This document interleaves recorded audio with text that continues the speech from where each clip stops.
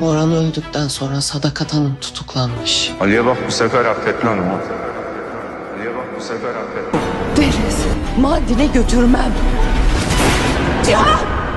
Bu defa izin vermem Can! Uzakşehir dizisinde yurt dışı çekimleri çok maliyetli olduğu için bazı yurt dışı sahneleri İstanbul'da çekiliyor. Yapım böylece hem maliyeti azaltacak hem de kapalı alan sahneleri aradan çıkacak. Anvar karakterinin ise Mardin'e gelmesi bekleniyor. Planlama şimdilik bu yönde. Öte yandan 3. sezonun ilk bölümü için Cihan'ın Mardin sahneleri çarşamba ya da perşembe günleri çekilecek ve bu birçok oyuncu Mardin'de olacak. Ayrıca yeni sezonda yapımın ismini açıklamadığı birkaç yan oyuncunun da diziye dahil olması bekleniyor.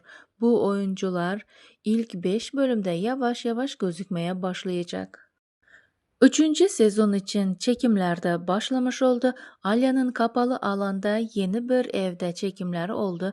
Ozan Akbaba ise setteydi fakat sahnelerde yer almadı. Sadece karavanın kontrolü etti ve karavanda zaman geçirdi.